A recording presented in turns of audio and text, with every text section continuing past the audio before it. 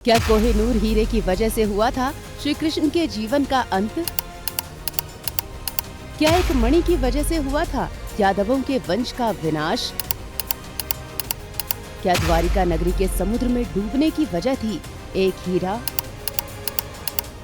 दोस्तों, आपने महाभारत में ये तो पढ़ा और सुना ही होगा कि गांधारी के शाप की वजह से श्री कृष्ण के यादवों के वंश का नाश हुआ था। लेकिन आज इस वीडियो में हम आपको महाभारत और दूसरे ग्रंथों से बताने जा रहे हैं कि एक हीरे की वजह से श्री कृष्ण के यादव वंश का विनाश हुआ था। लेकिन इस हीरे ने किस तरह से अपना असर गांधारी के शाप के रूप में दिखाया था, इसे जानने से पहले हमें पहले गांधारी के उस शाप के बारे में जानना जरूरी है, जिसकी वजह से श्री कृष्ण के पूरे यादव वंश का भी विनाश हुआ था और श्री कृष्ण को भी अपना शरीर त्याग कर वैकुंठ धाम जाना पड़ा था।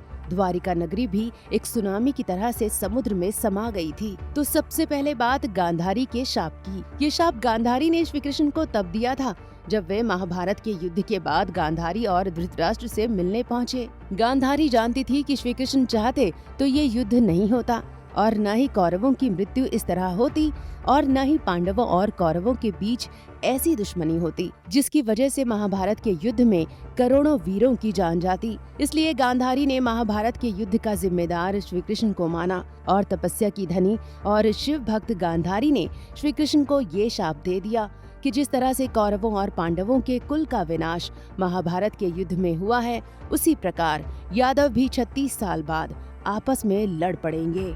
लेकिन इस शाप की कहानी से पहले द्वारिका में एक ऐसी घटना घटी थी जिसने यादवों के विनाश की पूरी कहानी तय कर दी थी।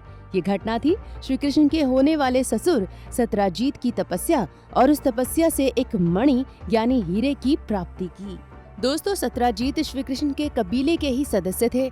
उन्होंने भगवान सूर्य की तपस्या कर उनसे एक मणि प्राप्त की थी जिसे संसार में स्यमंतक मणि कहा जाता है। इस मणि की सबसे बड़ी और खास बात ये थी कि इसकी चमक सूर्य के समान थी और ये हर दिन करीब 77 किलो सोना पैदा करती थी।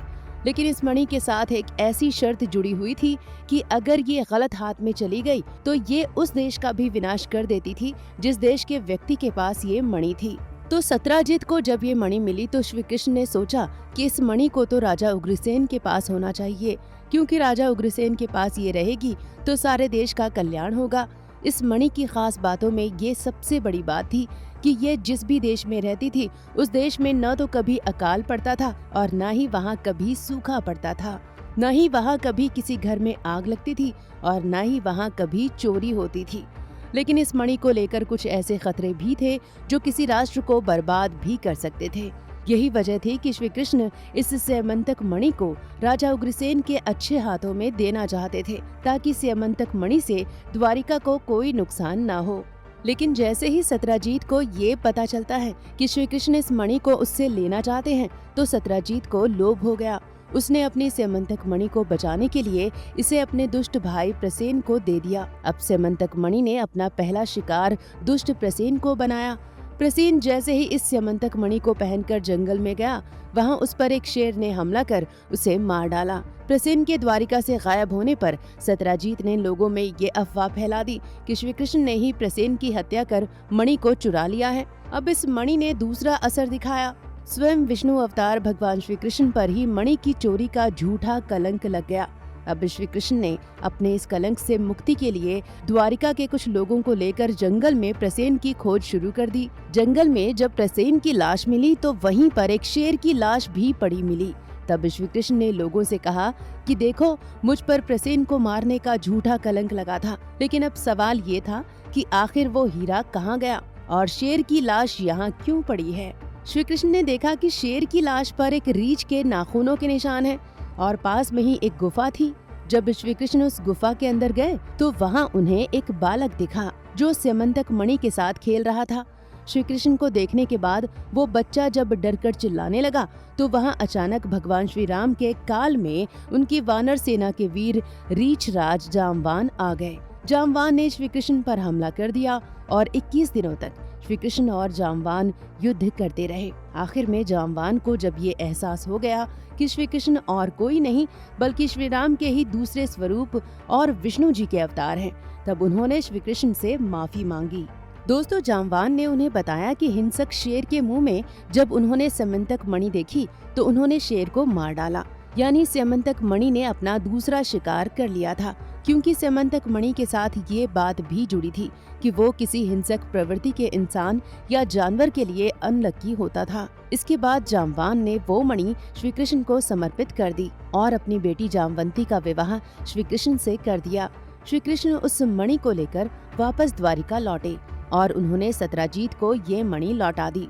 अब बारी थी सत्राजीत के शर्मिंदा होने की। सत्राजीत ने अपनी पुत्री सत्यभामा का विवाह श्री कृष्ण से करा दिया, लेकिन चूंकि सत्राजीत ने भगवान पर कलंक लगाने का पाप किया था, इसलिए अब जल्द ही स्यमंतक मणि का अगला शिकार भी वही बना। जब सत्राजीत ने सत्यभामा का विवाह श्री कृष्ण से किया तो इस खबर को सुनकर श्री कृष्ण के कुल के 3 लोग अक्रूर जी, शतधन्वा और कृतवर्मा को सत्राजीत पर इसलिए क्रोध आ गया क्योंकि ये तीनों ही सत्यभामा से विवाह करने की इच्छा रखते थे। दोस्तों, अब शतधन्वा ने गुस्से में आकर सत्राजीत की हत्या कर दी और स्यमंतक मणि चोरी करके भाग गया। जब उनकी पुत्री सत्यभामा को ये खबर मिली तो उन्होंने श्री कृष्ण से अपने पिता की मौत का बदला लेने के लिए कहा।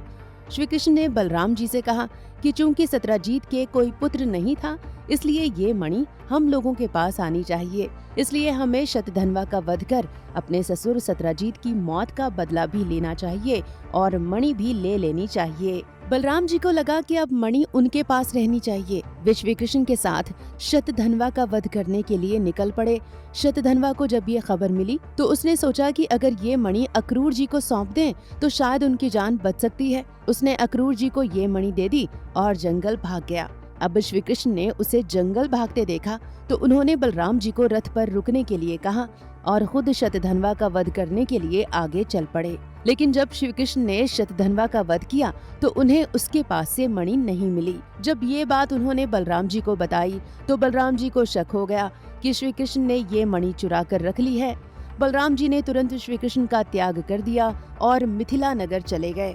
दोस्तों, इस प्रकार जैसे ही बलराम जी के मन में मणि को लेकर लोभ आया, मणि ने अपना बुरा असर दिखा दिया। अब स्यमंतक मणि अक्रूर जी के पास थी। अक्रूर जी ने मणि को छिपा कर रखा था, लेकिन धीरे धीरे लोगों को इस बात का शक होने लगा था, क्योंकि अक्रूर जी बहुत अमीर व्यक्ति नहीं थे, लेकिन वे रोजाना 77 किलो सोना दान करने लगे और रोज यज्ञ करवाने लगे। दोस्तों, अक्रूर जी बहुत ही धार्मिक व्यक्ति थे और उनके पिता श्वफलक जी और उनकी माँ गांधिनी भी संसार के पवित्र लोगों में से एक माने जाते थे। इसलिए स्यमंतक मणि ने उन पर कोई बुरा असर नहीं दिखाया। लेकिन श्री कृष्ण तो इस बात से दुखी थे कि उनके भाई बलराम जी ने उन पर ही मणि चुराने का शक कर लिया था। तो अंतर्यामी श्री कृष्ण ने बलराम जी को वापस द्वारिका बुलाया और कहा कि वो मणि उन्हें दिखाना चाहते हैं। बलराम जी जब द्वारिका लौटे तो श्री कृष्ण ने अक्रूर जी से कहा कि वे जानते हैं कि स्यमंतक हीरा उनके पास है, वे सिर्फ इसे लोगों को दिखा दें ताकि श्री कृष्ण पर झूठा चोरी का आरोप खत्म हो सके। दोस्तों, अक्रूर जी ने जैसे ही स्यमंतक मणि लोगों को दिखाई तो बलराम जी को लगा कि अब मणि उन्हें ही मिलनी चाहिए। दूसरी तरफ सत्यभामा जी ने भी मणि पर अपना दावा पेश कर दिया, क्योंकि ये मणि सूर्यदेव ने उनके पिता को दी थी। जामवंती का दावा ये था कि उनके पिता जामवान जी ने शेर से हीरा लिया था, इसलिए उनका इस पर अधिकार बनता है। लेकिन श्री कृष्ण जानते थे कि इस मणि का असर अच्छा भी होता है और बुरा भी, इसलिए उन्होंने इस मणि से जुड़ी कई रहस्यमयी बातें लोगों को बताई जिससे लोग अनजान थे। पहली बात ये थी कि मणि तभी अच्छा प्रभाव दे सकती है यदि वो किसी ब्रह्मचारी के पास रहे। श्री कृष्ण ने कहा कि चूंकि उनकी 16,000 पत्नियां हैं, इसलिए न तो इस मणि को वे अपने पास रख सकते हैं और न ही उनकी पत्नियां इसे रख सकती हैं। इस प्रकार श्री कृष्ण ने मणि पर अपना दावा खत्म करने के साथ ही अपनी पत्नियों सत्यभामा और जामवंती के दावे को भी खारिज कर दिया। अब बारी बलराम जी के दावे की थी। श्री कृष्ण ने बताया कि ये मणि तब खतरनाक हो जाती है जब इसे वो व्यक्ति धारण कर लेता है जो मदिरा का पान करता है। बलराम जी को शास्त्रों में मदिरा का पान करने वाला बताया गया है, इसलिए बलराम जी भी इस स्यमंतक मणि को अपने पास नहीं रख सकते थे। श्री कृष्ण ने कहा कि इसे सिर्फ कोई धार्मिक ब्रह्मचारी और शुद्ध हृदय का व्यक्ति ही रख सकता है, इसलिए इस पर सिर्फ और सिर्फ अक्रूर जी का ही अधिकार है। तो दोस्तों इस प्रकार स्यमंतक मणि अक्रूर जी के पास चली गई। द्वारिका में हर तरफ खुशहाली रहने लगी, लेकिन धीरे धीरे अक्रूर जी के अंदर भी धर्म का लोप होने लगा और वे अहंकारी होते चले गए। यानी अब स्यमंतक मणि का सबसे बुरा असर आना बाकी था।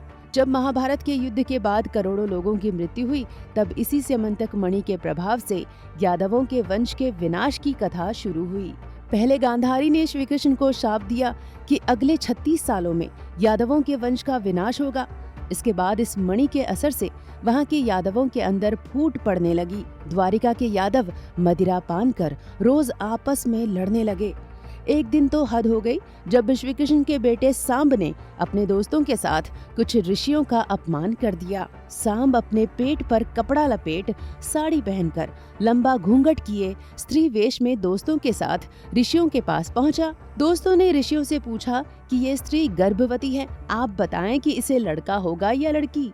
अब अंतर्यामी ऋषियों को क्रोध आ गया और उन्होंने शाप दे दिया कि सांब के पेट से मूसल पैदा होगा जो यादवों के विनाश का कारण बनेगा। दोस्तों जब श्री कृष्ण को इस बात का पता चला तो वे समझ गए कि गांधारी का शाप और स्यमंतक मणि का दुष्प्रभाव अब सामने आने वाला है। कुछ दिनों के बाद सांब ने एक मूसल को जन्म दिया। इस बात की खबर जब राजा उग्रसेन को लगी तो उन्होंने भय में आकर उस मूसल को जलाकर उसकी राख को समुद्र के किनारे फेंकवा दिया। कुछ समय के बाद उस राख पर घास के लंबे लंबे पौधे आ गए।